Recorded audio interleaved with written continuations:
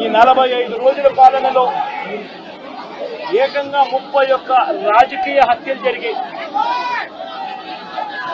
31 కూడా కాదు. ఇక్కడికి రాకముందు మా వాళ్ళు నాకు చెప్పిన సంఖ్య 36. 45 రోజుల్లో దాదాపుగా 36 రాజకీయ హత్యలు, 300కు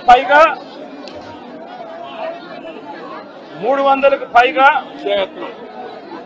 హత్యాయత్నాలు, 300కు పైగా హత్యాయత్నాలు. తెలుగుదేశం పార్టీ వాళ్ళ వేధింపులు భరించలేక 35 మంది ఆత్మహత్యలు చేసుకున్న పరిస్థితి రాష్ట్రంలో ఉన్నాయి.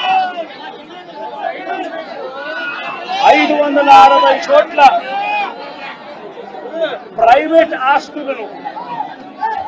ప్రైవేట్ ఆస్తులను ధ్వంసం చేశారు.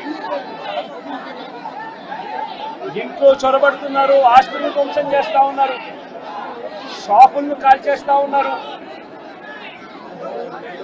వైఎస్ఆర్సీపీ సానుభూతి పరుల చీనీ చెట్లను నరికేస్తా ఉన్నారు. 36 రాజకీయ హత్యలను మాట్లాడు. నీ దగ్గర డేటా ఉందా? డేటా ఉంటే నాకు ఇవ్వండి ఒకసారి. యాజ్ హోమ్ మినిస్టర్గా అడుగుతున్నాను నేను. నీ దగ్గర నిజంగానే 36 రాజకీయ హత్యలు జరిగినాయి అని చెప్పి నీ దగ్గర కనుక డేటా ఉంటే ఇవ్వు. డేటా లేకపోతే ఎందుకు అలా చేసావు? నీ మీద ఎందుకు చర్య తీసుకోకూడదు పులివెందుల ఎమ్మెల్యే జగన్మోహన్ రెడ్డి నీ మీద? ఎస్, ఒకసారి చెప్పాలి. 36 రాజకీయ హత్యలు కాదు, అసలు యాక్చువల్గా రాజకీయ హత్యలు అని చెప్పి ఇతను మాట్లాడుతుంటే రాజకీయ హత్యలు జరిగినవి 4. మీకు ఇంకో విషయం చెప్పనా? నేను ఇది ప్రజలకు చెప్తున్నా, జగన్మోహన్ రెడ్డికి చెప్పాల్సిన అవసరం లేదు. ఎందుకంటే జగన్మోహన్ రెడ్డికి విషయం తెలుసు. కానీ ఏదో రకంగా గవర్నమెంట్ మీద బురద జల్లాలి కాబట్టి, చంద్రబాబు నాయుడు గారి మీద బురద జల్లాలి కాబట్టి ఏదో రకంగా అడ్డదారి తొక్కైనా మళ్ళీ ఏదో రకంగా సీఎం కుర్చీలో కూర్చుండిపోవాలని కలలకు అంటున్నాడు. కాబట్టి ఈరోజు మా మీద బురద చల్లడానికి 36 రాజకీయ హత్యలు, 300 మంది దాడులు, అవి ఇవని చెప్పి ఫిగర్స్ సైతం చెప్తున్నాడు. ఈరోజు 45 రోజుల్లోనే ఇవి నువ్వు చెప్పినవన్నీ ఏమి జరగలేదు, నువ్వు చెప్పినవి జరగలేదు అని చెప్పి నేను చెప్తా. జరిగినవి ప్రూవ్ ఏమైనా ఉందా? యాజ్ ఎ హోమ్ మినిస్టర్ నేను మాట్లాడుతున్నా. నువ్వు చెప్పినవన్నీ కూడా అబద్ధపు లెక్కలు. దీని మీద నువ్వు ఎక్స్ప్లెనేషన్ ఇవ్వాలి. దీని మీద నేను కేసు పెట్టాలనుకుంటున్నాను. ఎందుకు కేసు పెట్టకూడదు? ఎందుకు చర్యలు తీసుకోకూడదు జగన్మోహన్ రెడ్డి మీద ఈరోజు ప్రభుత్వం మీద? అప్పుడు నిజంగా జరిగిన ఇన్సిడెంట్లే రంగనాయకమ్మ గారు జరిగిన ఇన్సిడెంట్ అమరావతి గురించి ఒక చిన్న పోస్ట్ పెట్టారని సిఐడి వాళ్ళని పంపించి ఆవిడ వయసును కూడా పక్కన పెట్టి వాళ్ళ చేత విచారణ జరిపించి సిఐడి ఆఫీసులో కూర్చోబెట్టి విచారణ చేపట్టావు. ఇలాంటి సంఘటనలు గౌతు శిరీష గారు ఒక చిన్న పోస్ట్ గవర్నమెంట్కి వ్యతిరేకంగా పెట్టారని సిఐడి నోటీస్ ఇచ్చి ఆవిడని సిఐడి ఆఫీసులో కూర్చోబెట్టావు.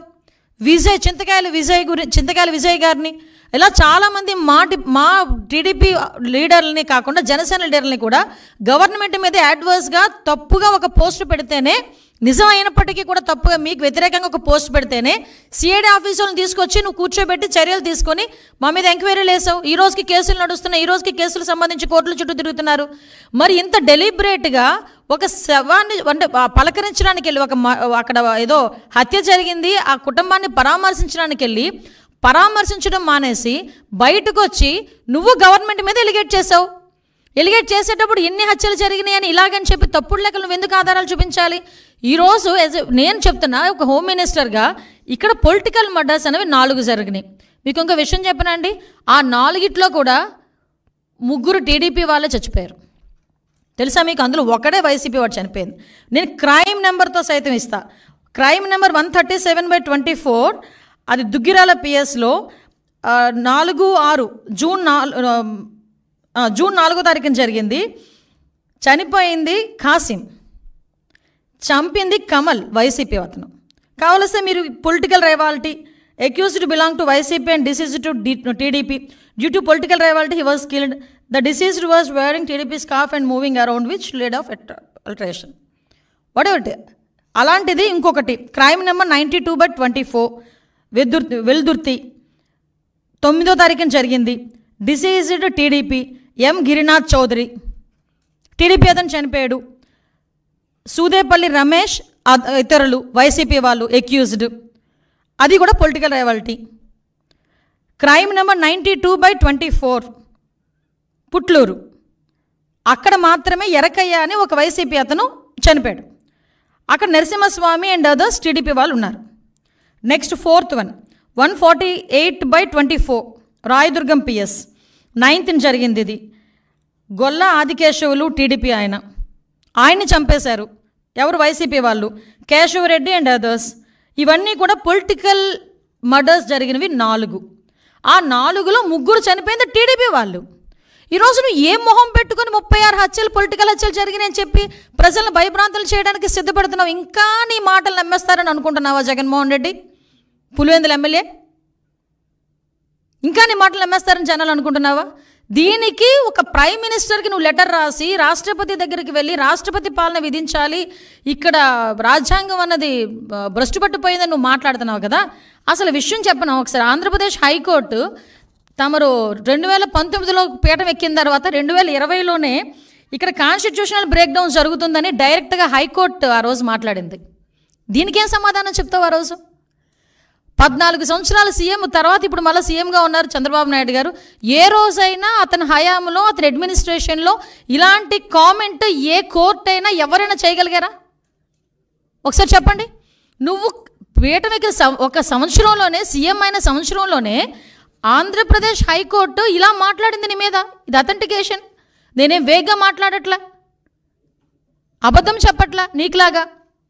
అంటే నువ్వు ఈరోజు పొలిటికల్గా మన కాన్స్టిట్యూషన్ బ్రేక్ డౌన్ అవుతుందని చెప్పి రాష్ట్రపతి పాలన విధించాలని ఏకంగా మాట్లాడుతున్నావంటే నీకు ఎంత తహతహగా ఉందో అధికార పీఠంలో కూర్చుని పోవడానికి నాకు అర్థం. అంటే అధికారం కోల్పోయి నెల రోజులకే ఏ రకంగానైనా దొడ్డిదారిని ఎలా అయినా వెళ్ళిపోవాలని ప్రజల్ని మభ్యపెట్టడానికి నువ్వు చేస్తున్న మైండ్ గేమ్ క్లియర్గా జనాలకు అర్థం కావాలనే ఉద్దేశంతోనే నేను ఈరోజు ప్రెస్ ముందు కూర్చున్నా.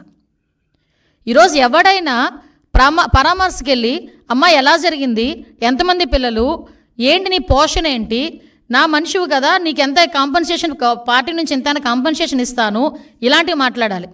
అతగాడు ఏం మాట్లాడాడండి? నీకు అమ్మఒడి వచ్చిందా? అమ్మఒడి నేను ఉంటే ఇచ్చేవాడిని, వసతి దీవెని ఇచ్చేవాడిని, ఇప్పుడు చంద్రబాబు నాయుడు గారు అవన్నీ ఇచ్చారా, అవన్నీ అయినాయా, ఇవన్నీ మాట్లాడతాడు ఎవడైనా? మైండ్ దొబ్బిందని తెలుసు మరీ ఇంతలాగా జగన్మోహన్ రెడ్డికి. పరామర్శ అంటే నేను ఎందుకు క్లియర్గా ఎక్స్ప్లెయిన్ చేస్తున్నానంటే అతను పొలిటికల్గా ఒక ప్లాట్ఫామ్ గురించి ఎత్తుక్కుంటున్నాడు. దానికి మాచర్ల అనే ఇష్యూని క్రియేట్ చేసుకున్నాడు. వినుకొండ అనే ఇష్యూని క్రియేట్ చేసుకున్నాడు. ఆ వినుకొండలో జరిగిన ఇన్సిడెంట్ గురించి పర్టికులర్గా దాని మీద ఏదో రకంగా వెళ్ళి బురద జల్లాలనే ఉద్దేశంతో అతను వెళ్ళి అక్కడ మాట్లాడాల్సిన మాటలు మానేసి హత్య జరిగిన చోట రషీద్ గురించి మాట్లాడడం మానేసి, రషీద్ గారి తాలూకా కుటుంబం గురించి మాట్లాడడం మానేసి ఫోటోలు చూపిస్తున్నాడు. ఎస్, నేను ఉన్నట్టే ఫోటోలు చూపించావు. ఫోటోలు చూపించినప్పుడు ఏం చెప్పావు? ఎమ్మెల్యే గారి భార్యకి కేక్ తినిపించావు. 10 సార్లు నొక్కి నొక్కి నొక్కి నొక్కి చెప్పావు. మా వాళ్ళు సోషల్ మీడియాలో వేస్తున్నారు, భారతి గారితో ఫోటో ఉంది అతనికి సెల్ఫీ.